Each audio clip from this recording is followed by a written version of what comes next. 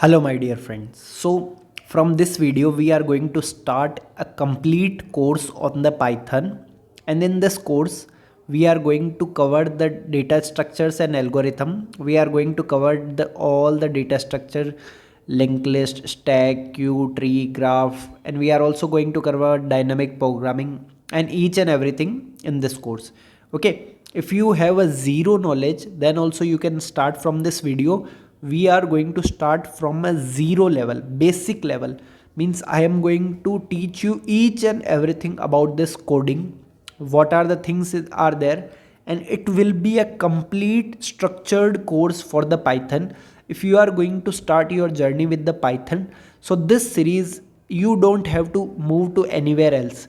This is the complete solution that you are going to get, and all the things that I am presenting on my screen, you can get the PDF of this in the description box. So you don't have to make the notes, you just have to completely listen what I am saying, try to understand the things what I am doing. Okay, so I have reduced your effort to zero. Just you have to watch the video and you have to revise by downloading the PDF. Then according to yourself you can make the notes, otherwise you can revise from the PDF. So let's begin this course. Okay, so first of all, what are the topic we are going to start? We are going to start from the analysis of algorithm. Okay, so what analysis of algorithm tells us means, suppose if you are going to write some functions. Okay, some function is going to take less time, some function is going to take more time. Okay, this happens in our everyday life also. Suppose if you are surfing on any website, suppose if that website is taking too long to load, so what you will do, you will leave that website. Similarly, in coding we have to write code in such a way that it should take less time. So first of all, algorithm depends on many factor. Okay, so algorithm depends on machine that we are using. Okay, suppose if you are using a laptop which have a good configurations, good RAM and everything, so it will run the code in less time. If you are using a old machine, so it will take a more time. Also it is also dependent upon the programming language that we are using. Okay, suppose if you are going to write code in C or C++ or Python, Java, any language, so the amount of time it will take to compile the code depends. Okay, so an algorithm depends upon machine and programming language and many other factors. But here what we are going to do, we are going to check on the coding part. Okay, what are the code that we are writing? We should write a code in such an effective way that it should work in a appropriate time period. Okay, assuming that we have a good quality of machine and we are using a programming language, these are the constant thing, we cannot change these thing, but the coding is in our hand. Okay, so what we are going to do, we are going to write code in such a way that it should take the less number of time. Okay, so let us start with one example. Okay, suppose this question is given to you, find the sum of n natural number. Okay, this question everyone must know what is the n natural number. It means, suppose if n value is given 3, so the question is saying that you should be counting the sum of first 3 natural numbers. And what is the sum of first 3 natural numbers? 6. So in output what you have to do, you have to return answer as 6. Suppose if the value of n is given as 5, it means the question is saying that you need to find sum of first 5 natural numbers. So what are the first 5 natural number? 1, 2, 3, 4, 5. So if you are going to add them, you are going to get 15. So you need to return the output as 15. So if you are a JEE student or in 11th or 12th, I am sure that you have gone through this question. So there is one direct formula to find the sum of n natural number. And what is that formula? N into n plus 1 by 2. Right, this is the formula that we were using. So what is the value of n here? If you put n is equal to 3, so it is 3 into 4 by 2, so it is going to give us the value as 6, and 6 is correct answer. Similarly, if you are going to put n as 5, so it is 5 into 6 by 2, so it is going to give us 15. So yes, it is correct. So to solve this problem, we have one formula. So whenever in coding also, if they ask you the same question, what you can do, you can write a function and you can in the function you can use this formula to give the output. Okay, so suppose this is the first function that we have written, fun1. Okay, how we have written the function, you don't care about that. You just see that here we have used n into n plus 1 by 2. Okay, this is the one approach that we can use to find the solution of the above problem. One, what we can do, we can fun2 means function2. This is the second method to approach the problem. Okay, if they ask you find the sum of first three natural number, okay, so what you can do is you can use the basic concept. Suppose what you are going to do, you are going to take one variable sum is equal to 0. Then what you are going to do, so you have to go till 3, right? So first of all you are going to add 1, then you are going to add 2, then you are going to add 3, and then you are going to get final answer as 6. So what you have done, you have gone through all the numbers one by one and you have added them to reach the final solution. So here we have done the same thing, that suppose initially the sum was 0, then what we have done, we have gone till n. Okay, this what is written here, don't worry about it, just I have done the same thing but in the form of code. So here first of all sum was 0, then in sum I have added 1, so some value has become 1, then I have added 2, then some value will be 2 plus 1 3, then I have added 3, so it will be 3 plus 1 3 plus 3, it will be 6, and then we have written the sum. So this is the second way to write the solution of the above problem. Okay, so there is one more way for the solution of the above problem. Okay, so if I told you that I need to find sum of three numbers, first three natural number, so you are going to say that 1 plus 2 plus 3. Okay, or what you can do, you can write 2 like this also, 1 plus 1. You can write 3 like this also, 1 plus 1 plus 1. Okay, this is also a way.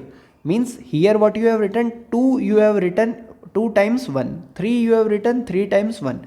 Now if you are going to add 1 1 1 1 1 1, this we used to do in our childhood. So this is also one of the approach that we are not using. So here also we are going to get count as 6. But yes, this can be also an approach. So here what we have done, first of all we have, see here we have added sum plus 1. Okay, how many times? If it is 2 times, we have added 2 times. If it is 3, we have added 3 times. So here there are 2 loops. Okay, so suppose last letter is n. So how many times 1 you are going to add? You are going to add 1 and n plus 1 by 2 times, right? This is you are going to do. Okay, and here what we were doing, here this was the function, constant function that we are using. Here what we have done, suppose if n elements are there, so you have to go to each element and you have to get, so you are getting the feeling that we have to go n times, right? Okay, so now this was the 3 different function. Now all the 3 functions are going to take different time. How they are going to take different time, I am going to explain you now. Okay, so let us take the example one by one. Suppose if n value is 100. Okay, so what this function will do, what it will do, it will write 100 into 101 divided by 2. So what it is doing, it is just putting the value and solving and returning the solution. So this is taking some constant amount of time, because we are not traversing the entire array, entire list. We are just, what we are doing, we are just putting the values and we are getting the solution. So this is the fastest way. This is giving us the solution in the fastest time. So what is the order of growth here? So order of growth, I can say that fun1 is taking some constant time c1. Okay, if we talk about the fun2, suppose if the n value is 100 here. Okay, so what you need to do, first of all you will come to 1, then 2, 3, 4, up to 100 you are going to come, and then you are going to add value individually. Suppose instead of 100 it is last number is n, so you are going to come n times, and then you are also going to perform some addition. Okay, so what time it will take? The time the fun2 is going to take is sorry, some constant into n plus some constant. Okay, we don't know actually the value of c2, c3. We are just saying that it will take some order of n times, because we have to go to all the n elements. Then we come to the third function. Here we got to know that for each element For 1 it is working 1 time, for 2 it is working 2 times, for 3 it is working 3 times, for n it will work n times. Okay, so here if you see, for n the function is again working n times. So you are going to get that if this is the formula, so it will be n square by 2 plus some n. So what feeling you are going to get, that this function fun3 is going to work some n square time, because for n values it is going to work n times. So it will be some, let's say c1n square plus c2n plus c3. This is the time that is this function is going to take. So we have got the all the times of all the three functions, right?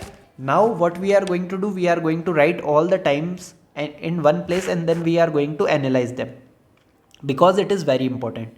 Okay, so fun1, what time it was taking, some constant time. Fun2, what it was time taking, it was taking some c2n plus c3. And if we talk about fun3, what time it was taking, let's say it was taking some n square, then n plus c6. This is the time they are taking. Okay, so if you are going to plot the graph for all of these, suppose if we are going to plot the graph, so I think you all are good in maths. So this is the graph for fun1, it is some constant. Okay, fun1, okay, here the value is c1. This fun2 can be start from value like this, and fun3 may be starting value like this. Okay, we are not sure about the c2 c3, I have randomly drawn the graph. Okay, so here this is the value of n, and here it is time. Okay, now what this graph tells us, as soon as the n value is increasing, as soon as we are increasing the n value, the time taken by, this is the graph for fun2 and this is the graph taken by fun3. So time taken by the function is changing. Okay, so if we come at this higher n, so if you are going to use this algorithm fun1, so it will take some constant time. If you are going to use algorithm fun2, it is going to take some other time. But this fun3 is like this. Okay, it will take maximum amount of time, because on y-axis we have time. So as soon as we move upward, the time is going to increase.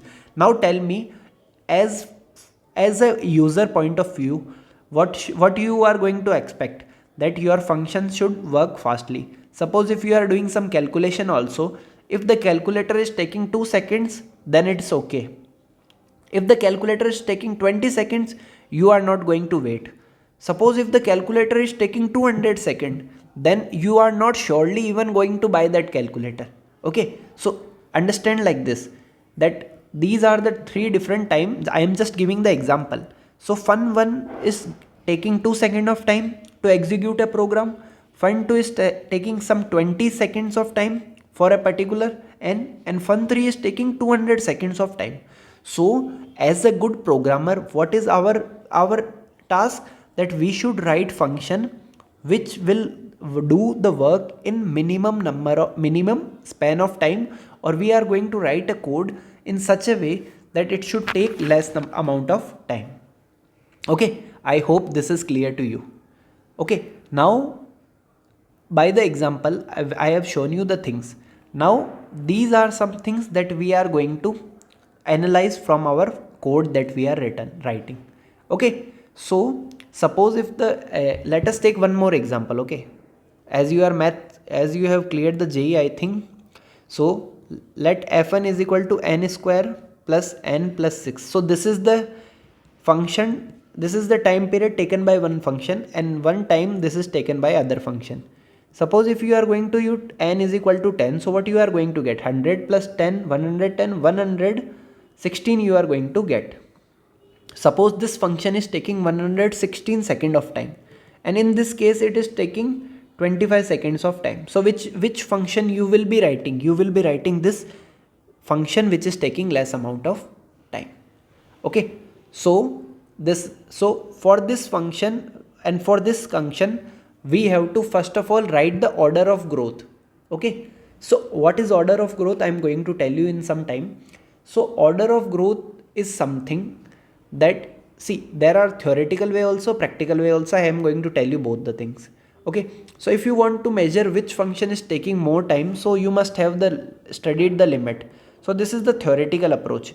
Suppose if we are going to write limit, we are going to write n tends to infinite, and suppose if it we are going to write fn upon gn, and if it is taking infinite time, it means fn is greater than gn.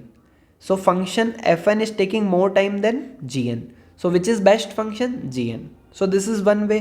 And if limit n tends to infinite, if we are going to get 0 fn upon gn, and if we are going to get this 0, it means gn is increasing faster than fn, so the time taken by function f is less. Okay, this is the theoretical way to determine the things which is not required. Okay, so to find the order of growth, there are some direct ways also. So which is taking less number of time, which is taking more number of time. Okay, there are some direct ways. Suppose we are going to get the things like this. Okay, so if you want to find a direct way, so there are some steps. So okay, so what are the steps? That ignore the lower order of terms. Okay, first of all, what is the step? Ignore lower order of terms, lower order terms.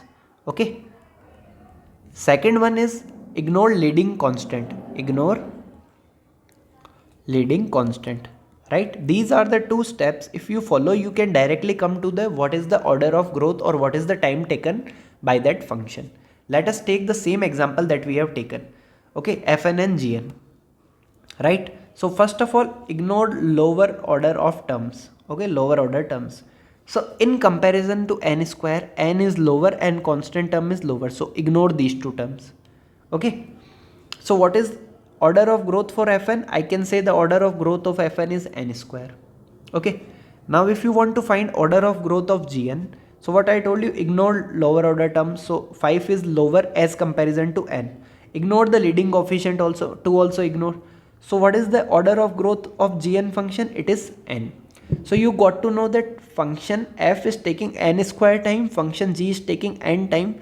So which is good? So function gn is good. So this by this way you can directly write the order of growth. Okay, this is order of growth. Order of growth. If I ask you order of growth or fn, you are going to say it is n square and it is n. Okay, so there is one general trend. Okay, general order also that you should remember. No, this is basic things. Okay, I know you guys are aware. So if we talk about constant, so it is taking very less number of time. Then we know that log function is taking less number of time. So if there are two logs, so automatically it will take less time. Then log n, then n to the power 1 by 3, n to the power 1 by 2, then n square, n to the power cube, n to the power 4, 2 to the power n to the power n. So this is the general order. So as soon as we are going to the right hand side, the time consumption on increasing on the higher value of n is increased. Okay, here we are going to assume that assuming n is high number. Okay, higher or very large, very large. This is the assumption that we are doing. Okay, so generally what is the trend? You know that n square is going to take more time than n. Okay, similarly this n to the power is obviously taking more time than log of n. So we will try to write our function which will take less number of time. Okay, so this is clear. Now let us do some examples and let us try to find out the order of growth. Suppose if a function is given like this 2n square plus n plus 6 and gn is given like this 100n plus 3. Now if I ask you which function is taking less number of time, so what you will do, first of all you are going to ignore the higher order, lower order of terms, and you are going to ignore the constant. So what is the fn? Fn is taking order of growth of n square. Here also gn is taking order of growth of n. So which is faster? G of n is the faster function. Okay, this is the example 1. Let us try to do with the example 2. Okay, so example 2 is, let's say this time f of n, this is the function which is taking some 10 log n plus 25, and g of n is a function which is taking time like 2n plus 34 log of n plus 1000. Now if I ask you the same question, okay, tell me the order of growth of fn and gn. So what you will say? Ignore the lower order of terms. So fn is going to take log of n time. Okay, so if we talk about the gn function, so ignore the lower order of terms. Okay, now what you are going to do? This is 1000 is lower, this is lower, 2 is lower, so here time of gn is n. Now tell me, log n will take more time or gn will take more time? So for log n and n, so n is going to take higher value if you are going to put n is larger. So which is faster? F of n is faster here, right? Which function is faster? F of n is faster. Okay, now let us move to the other example. Okay, one more example that will give you clear identify how to tell the which is faster or slower. Okay, so let us take one more example. If you are going to write f1 cn square c2n plus c4, okay, and gn function is like this: c5 n log n plus c6n plus c7. If I ask you what is the order of growth of fn, so you are going to say that ignore the lower order of terms, so it is n square. Here this is going to be ignored, this is going to be ignored, this is going to be ignored. So here n log n are coming together, so you are going to write that n log of n. Now tell me which is faster. So as you can see here, there are 2n, here there is 1n. For example, this 1n and 1n are going to get cancel out, so n and log of n, so which will take less number of time? So generally log function is taking less time because it is coming backward. So which function is faster? G of n is faster. So I hope you got to know how to find order of growth, and you will identify which function is taking less number of time and which function is like taking more number of time.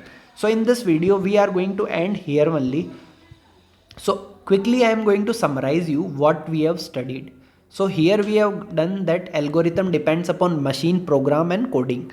So basically we will focus on the coding part only because this is in our hand. Programming and machine, that company is going to provide us, that you should work on this laptop, you should work on this language, this is fixed. So we can write code that are in our hand. Then we have seen three different function: function 1, function 2 and function 3. So function 1 was taking constant time, function 2 was taking some linear time, and function 3 was taking some quadratic of time. Then we got to know that we should write a function which is taking minimum number of time, because then only that function will be useful. So we have seen the situation by graph also, that by graph that some functions are taking constant amount of time, some are taking linear, and some are taking exponential time. Okay, then we got to know that there is something called order of growth. So if we can judge the order of growth by a function, then it will helpful to us that which function is taking less amount of time and which function is taking more amount of time. So there is a direct way to find the order of growth, that we should ignore the lower order of terms and we should ignore the leading constant. Then we got to know that there is some general order, that constant function is taking less time, then log, then log. This is the sequence. This you don't have to remember, this is the general thing. If n value is going to be increased, so n to the power 4, n to the power n, so obviously these functions are going to take much more time. Then we have seen 3 to 4 examples. Suppose if we have two situations, that function 1 and function 2, and if we need to find which function is taking much more time, which is taking less time, so we can judge by using the direct method that we have used. Okay, so this will help us to find which is faster and which is slower and what is the order of growth here. So in next video we are going to cover the best case, average case, worst case, asymptotic notations and all other things. Okay, this was the basic math that we have studied till now. From next class I am going to tell you some technical terms and what is the best case, worst case and everything. So I hope you like this video. If you have any doubt, please let me know in the comment section. I will be more than happy to help you out, and stay tuned for the next videos. Thank you.